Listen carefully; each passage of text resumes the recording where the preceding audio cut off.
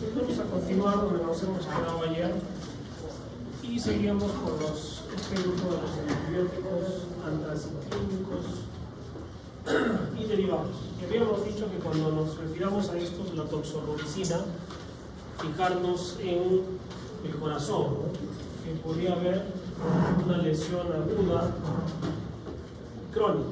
¿Se acuerdan de eso, no?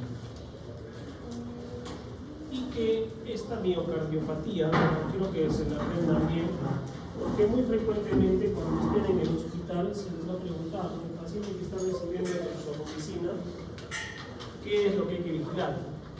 Entonces, evidentemente, tenemos que recordarnos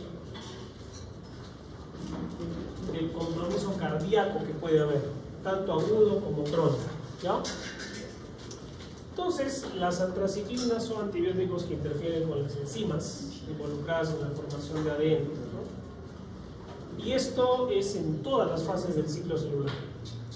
Sin embargo, hay que tener cuidado con el corazón. Es como la mayoría de fármacos estamos viendo, ¿no? Que nos sirve para varias patologías, todo eso no es una, ¿sí? Como la daunorubicina, doxorubicina, dentro de las más importantes, ¿no? Amplio uso en leucemias, linfomas, tumores sólidos.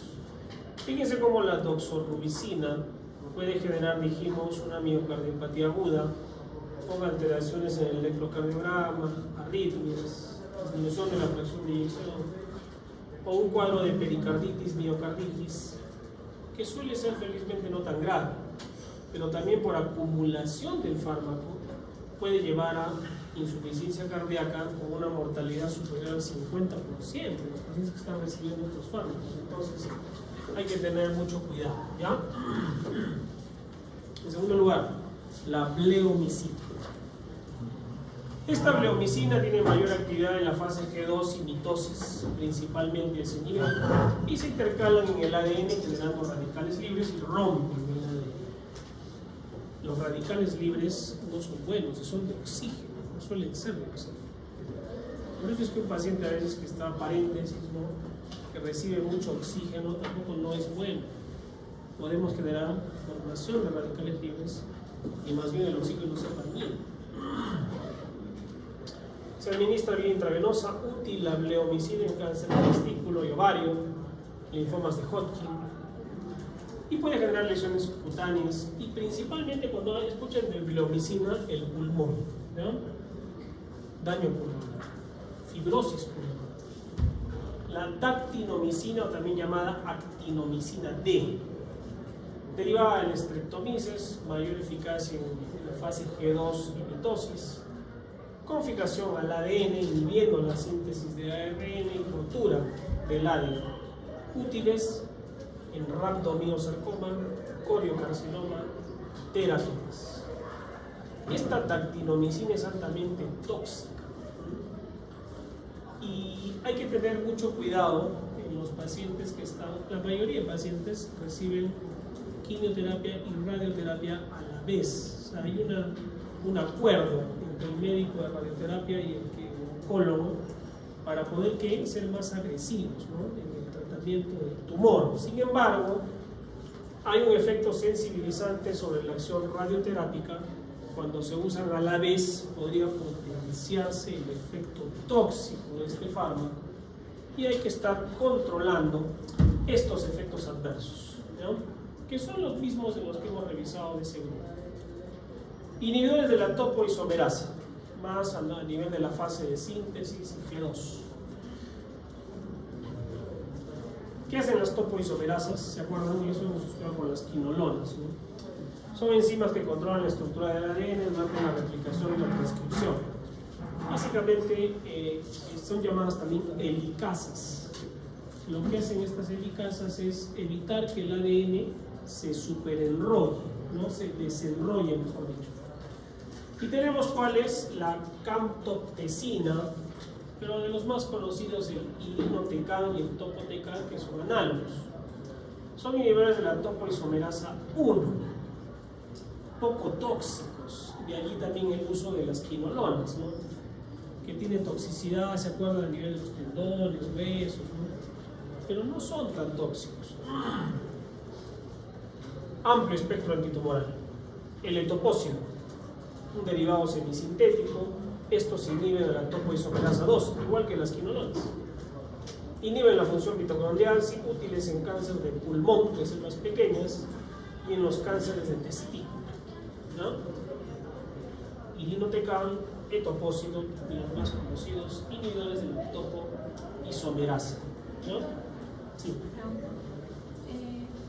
La topoisomerasa también está dentro de la clasificación de los fármacos que dañan el ADN. Sí, justamente estos que son más específicos,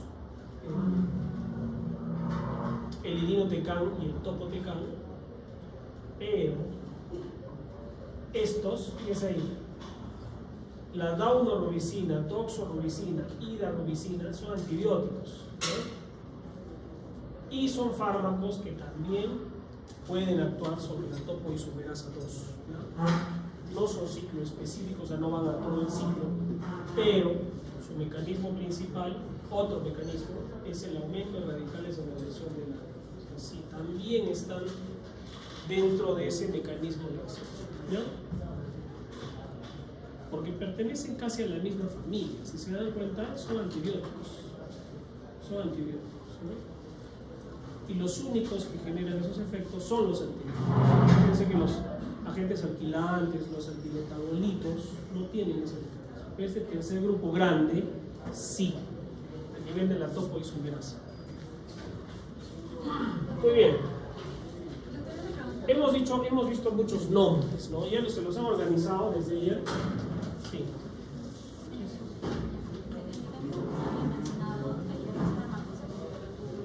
Sí. Están en otra clasificación. ¿Cuáles son? El paclitaxel y el docetaxel, los fármacos antimicrotúbulos, que lo que hacen es la formación del uso, inhiben la formación del uso mitótico en la fase de mitosis. Pero existen otras terapias, ¿no? ¿Se acuerdan que conversamos eso bien? Las terapias biológicas, ¿no? Y allí son útiles ¿cuáles? Los anticuerpos monoclonales, ¿sí? Y los anticuerpos monoclonales no solamente se están utilizando en enfermedades autoinmunes, inmunológicas, sino también han dado un vuelco en el uso del cáncer, ¿sí? Estos anticuerpos desde los años 70 se conocen, ¿sí? Pero ya se han desarrollado como terapias biológicas dirigidas a ciertas estirpes de tumores. ¿Cuál es el tema con el tratamiento biológico? Es más costoso que los antineoplásicos clásicos que conocemos. Entonces es una lucha ahí en el Ministerio de Salud y en Salud por incrementar el uso de anticuerpos monoclonales para ciertos tumores que no responden adecuadamente a los antineoplásicos comunes. ¿Cuál es la ventaja de estos? Que no solo pueden ser más efectivos, sino también menos tóxicos, que no son citotóxicos directamente como los que hemos visto, ¿no? Los que hemos visto que hacían, van al ADN y lo destruyen, pero de paso se llevan ¿qué? Las células buenas de esa persona. Los anticuerpos monoclonales, siendo una terapia más dirigida, específica, incluso costo-efectividad, porque menos efectos adversos, menos tiempo de hospitalización, ¿no? De todas maneras, la investigación en estas nuevas dianas terapéuticas está abierta. Se mejora el perfil de seguridad, se reduce los efectos adversos y además, a la larga, sale más económico que un paciente que probablemente recibe un tratamiento antineoplásico clásico que no responde, no mejora o que tiene efectos adversos más graves, ¿no? Fíjense los anticuerpos monoclonales más conocidos. Ustedes seguro han escuchado algunos, ¿no? Rituximab, ¿sí? El tositumumab, cetuximab, y todos ellos que terminan en MAB, AB de anticuerpos, ¿no? Antibody,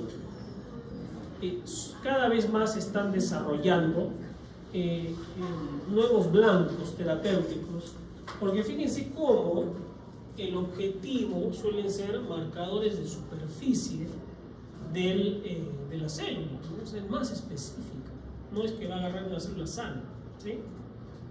De esa manera pueden ser dirigidos, fíjense cómo el rituximab contra el linfoma de células B, los linfomas no Hodgkin, que son pues terribles, ¿no? Con una mortalidad muy alta. Esos antígenos, entonces, donde se dirige el uso de estos anticuerpos monoclonales, han revolucionado el tratamiento de los diversos cánceres, incluso cánceres metastásicos, ¿no? En estadio 4, pero siguen siendo de alto costo, de alto costo. Es un tema que todavía se está revisando, ¿no? Cuando ustedes están en el hospital, cuando sean internos de medicina, no van a salir oncólogos de acá, de estos 2 días que hemos hablado. Pero cuando estén en el internado, mucho se les va a preguntar sobre la toxicidad, ¿ya? Entonces yo, ciclofosfamida, ¿qué hace la ciclofosfamida? ¿Qué efecto adverso tiene que hay que controlar? Cistitis hemorrágica. Es olvidado. Ayer les he dicho eso. La doxorubicina. Hoy día hemos tenido un paciente que está recibiendo doxorubicina. Entonces le preguntamos al interno, ¿qué puede producir la cistitis? ¿Qué recibe? Doxorubicina. Y de repente no te vas a acordar, la doxorubicina, ¿qué familia? ¿Cuál es su mecanismo de acción? ¿Qué efecto adverso? ¿Cuál era? Es cardiotóxico, ¿sí? Por eso, a raíz de la doxorubicina, en realidad cualquier paciente que va a entrar aquí en el radio tiene que ser visto por el cardiólogo y hacer un estudio ecocardiográfico, cardiológico, sobre todo si está recibiendo doxorubicina o dautorubicina, ¿no? Porque puede generar un problema agudo y crónico, ¿ya? Entonces hay que tener mucho cuidado. Pero hablemos de la toxicidad de los antineoplásicos. 90% de los fármacos que usan el cáncer son citotóxicos, ¿no? O sea, generan toxicidad. Y puede ser incluso acumulativa. Una quimioterapia no suele durar pues 2 días, ¿no? Suele ser 1 mes, 2 meses, 3 meses, 6 meses, 1 año, dependiendo de la evolución del paciente. ¿Pueden curar un paciente? Claro que curan, sí. Hace poco se dio de alta en el hospital en el Honorio una jovencita con leucemia que ha curado. Se ha eliminado completamente sus células neoplásicas, ¿no? Con tratamiento quimioterapia. Entonces, si bien es cierto el cáncer es un monstruo, la tecnología, el tratamiento, los tratamientos actuales permiten también una buena evolución en muchos casos. Hay una toxicidad inmediata, o sea, le están infundiendo al paciente el fármaco, o sea, la enfermera de repente no lo hidrató, cosa que no va a suceder. No sé si han visto en las áreas donde se administra quimioterapia. ¿Han visto todos una vez? Si van al Honorio, queda por el lado de consultorios, al fondo, hay un área especial, así grande, donde los pacientes tienen su sillón, se sientan, y ahí están todos recibiendo quimioterapia. Si van al IREN, es más grande todavía. ¿Y qué hace la enfermera? Sigue un protocolo. O sea, no es que la quimioterapia le diga, señor, ya puede hacer la quimioterapia en su casa. No, es un protocolo que incluye hidratación, antieméticos, analgésicos, antipiréticos. Entonces, cada vez más se ha reducido esto, ¿no? ¿Qué es emesis? Bono, ¿sí? Reacciones anafilácticas pueden suceder, felizmente no es tan común. Insuficiencia renal aguda, por eso hay que hidratar, ¿no? Hay que hidratarlo, se le pasa 500 mililitros, 1 litro de cloruro de sodio para que el paciente esté bien hidratado. Y el paciente, mientras está recibiendo la quimioterapia, puede comer, puede tomar líquidos. Claro, sí puede. Es más, se le dice, tráigase su botella de agua, su mate, que esté tomando líquidos, ¿no? ¿Puede comer también? Sí, también puede comer, no hay problema. No, pero va a vomitar. No necesariamente, porque está recibiendo antieméticos. ¿De acuerdo? Días a semanas, ya leucopenia. Entonces, ese ya es un paciente que va a entrar a la quimio. Un hemograma. Sus leucocitos estaban normales, 7000 por milímetro cúbico. Le tomo una semana después de la quimio que está recibiendo y tiene 2000. ¿Qué hacemos? Se le da un fármaco que es un estimulante de colonias granulocito macrófago. ¿Han escuchado ese fármaco? Que se administra en vía subcutánea. ¿No? ¿Para qué? Para elevar el número de leucocitos. ¿No? Alopecia, ¿por qué se cae el cabello? Son células que están en crecimiento. El cabello crece cada día. Es más, hasta cadáveres se ha visto que las uñas les han crecido. Incluso ya están fallecidos. O sea, son células, las del cabello, de las uñas, como que casi tienen vida propia y siguen creciendo. ¿No? Entonces, por estar en constante crecimiento es que las células neoplásicas atacan directamente. ¿Ya? Los antineoplásicos. Y suele ser, pues, a veces uno piensa en esto y dice, ¿cuál es el problema? Pero para una mujercita, ¿no? O sea, realmente ahora hay entidades que se encargan de hacer cabello artificial, ¿no? Han visto que a veces recolectan cabello, ¿no? Para hacer estas pelucas, son, ¿no? En realidad, ¿no? Y una persona se sienta no tan mal. La mucositis, ¿qué es la mucositis? Esto no pasa el primer día, pero puede pasar a partir del quinto o sexto día. Es la inflamación de la cavidad oral, ¿no? Pero les explicaba que ahora hay un gel que el paciente puede tomar, ¿no? Hacer enjuagues y evita la mucositis, más del 90%, solo que es muy costoso. Toxicidad retardada ya semanas a veces, neuropatías, miocardiopatías, como hemos visto, daño al oído. Más tarde, esterilidad o incluso por el daño celular generar otro tumor, lo cual ya sería un drama, pero no está dentro de lo común, ¿ya? Entonces, los efectos colaterales adversos de los fármacos antineoplásicos pueden ser desde leves, ¿no? Hasta cosas más severas, ¿no? Que generen ya un daño orgánico. El objetivo es tratar de evitar desde el inicio, utilizando unas dosis correctas, ¿no? Un diagnóstico correcto, un esquema correcto y unas dosis adecuadas para esa persona y disminuir lo más que se pueda la toxicidad. Imagínense un niño, ¿no? Recibiendo, a veces da pues cosa ver un niño recibiendo, ¿no? Una niña pequeñita recibiendo quimioterapia. Entonces, son situaciones que de repente ustedes también van a ver y que todo esto hay que tener en cuenta. Tú puedes decir, pero acá está el fármaco, no voy a Paule, pero tengo que conocer todos los efectos adversos, ¿ya? Y eso puede ser pues lo que siempre les he dicho, ¿no? Que nos diferencia de alguien que vende un fármaco, ¿no?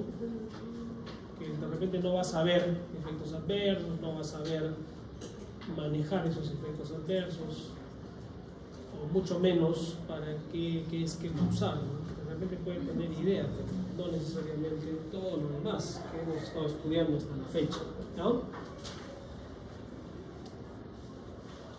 Otro lío. Habíamos hablado de resistencia a los antibióticos, ¿no? Que va a ser parte de la responsabilidad social que ahora vamos a hablar. Pero ¿cuál es el problema con los antineoplásicos ahora? La resistencia a los antineoplásicos.